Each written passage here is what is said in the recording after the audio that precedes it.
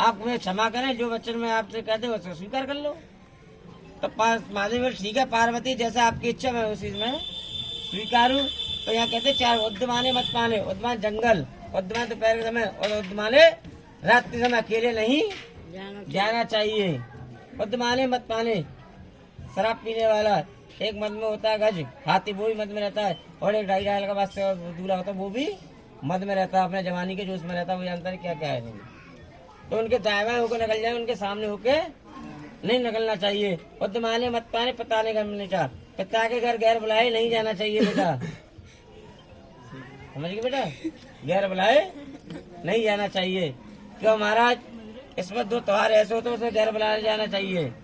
तब महाराज राजा दक्ष के यहाँ यज्ञ हो रहा था, जब राजा दक्ष के यज्ञ हो रहा था तब पार्वती कहने लगी मेरे पिताजी ने यज्ञ हो रहा है, मैं जाती हूँ, आप मुझे जाने दें।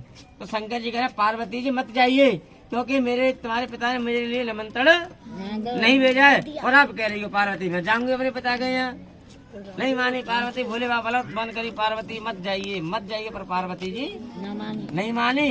तो नंदी को लेकर तो अपने पिता के घर चली गई। जब अपने पिता के घर जाने के बाद देखा, उन्होंने देखा मेरे पति का यहाँ आसन नहीं है, सभी देवी देवताओं का आसन है। तो पार्वती इससे मैं शकल दिखाने से क्या फायदा, उसी समय पार्वती यज्ञ कुंड में बस हो गई थी। तो कहने लगे कि महाराज महाराज क्या हुआ, नंदी भागते हुए शंकर भगवान बोले महाराज क्या हुआ कि पार्वती यज्ञ कुंड में कूद गई। उसी समय शंकर जी का नृत्य करने, उसी समय शंकर जी तांडव किया, तांडव करने के बाद सबको अस्त्र शस्त्रों सबको काट डाला, मतलब जो भी यज्ञ भवन सब भस्म कर डाला, फेंक दिया, किसी के हाथ किसी के पैर, ऐसे चारों तरफ दिशाओं में फेंक दिया। तो शंकर जी कहने लगे ठीक है तो पार्वती कहे ठीक है महाराज। तो जाते हैं उसी समय क्या नाम था गाल में से सती मैया निकलने, हाँ यहीं पे। उसके बाद में पार्वती एक सती मैया का नाम हुआ। उसके बाद कहते शंकर भगवान कहते हैं कि ठीक है पार्वती जी आपने मैंने माना, ये वचन हमें शुक्र, मैं इस बात को मान लेती, मैं यज्ञ कुंड में प्रवेश नहीं करती। तो कहते हैं महाराज अपने अभी हमने कहा पिता के घर घर बुलाए नहीं जाना चाहिए। तो ऐसा ही होता है, अपमान होता है वहाँ पे जाके, जब अपमान हुआ था फिर जाना तुम्हारा बेकार है।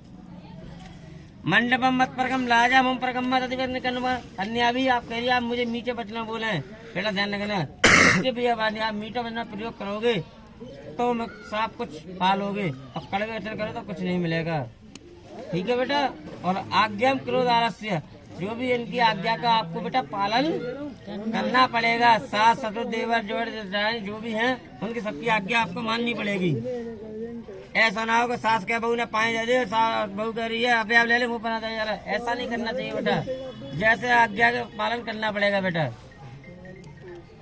क्रोध आलस, जो भी क्रोध आलस से वो सबको यही छोड़े जाइए, त्यागना अपने पिता के घर, वहाँ के इनकी रीति रिवाज जो भी है करनी पड़ेगी बेटा आपको। मिष्टी पिए वाली मीठा बचना बेटा बोल लेगी तो कुछ कर खा लेगी और पा लेगी, और कड़वा बोलेगी तो कुछ नहीं मिलेगा, कासे फल भी नहीं मिलेगा। ये दोनों तरफ सीधे हाथ करे, अगली तरफ सीधा हाथ करे, दोनों तरफ एक एक हाथ सीधा करे अगली तरफ। झूठे बच्चन है। अरे रुक तो जा, अरे रुक तो जा, पहले वो करवान तो दो, पहले बीच में डंगा लगा, मैं बताऊंगा सब समझा रहा हूँ। तो कहते सीधा हाथ करो दोनों ने, ये वचन हमें अग्नि साथ पहले बीच में लगेंगे बोलते यार बीच में लगेंगे। ये वचन हमको स्वीकार है। अब आपने इसमें कुछ वचन सत्य है, अब आपने इसमें कुछ सत्य है। अब जहाँ में सत्य हमको दे दे, असत्य को निकाल दीजिए। सत्य हमको दे दें, सत्य को निकाल दीजिए। ठीक है डाल लीजिए। अब बताओ हमने सत्य कौन से वचन सुना है, आप बताइए। हम जानी ना है, अभी सारे सत्य सुनाए आपने, हैं सत्य सुनाए। कितने वचन सुनाए हमने? 7 वचन। 7 वचन, 7 ही सुनाए बस, और न सुनाए हमने। जो समझ में आए वो आ गए, बाकी निकल गए। और जो ना सुनाए 14 वचन। तो कहते हैं कि महाराज इसमें कुछ सत्य वचन कुछ असत्य है। सत्य हमको दे, असत्य को निकाल दीजिए। जैसे आपने बोला उद्यमान जंगल, उद्यमान दोपहर के 12 समय, अगर मकान में हम बैठे हों कोई आफत आती है तो हम उसको प्राण त्याग दे या बचाव करें। तब पार्वती समय समय दिन दिन करना चाहिए। जैसे आफत कोई आ रही तो हमें उससे मानते हैं बचना चाहिए, ये नहीं कि वहीं कहीं अपना प्राण त्याग नहीं देना चाहिए।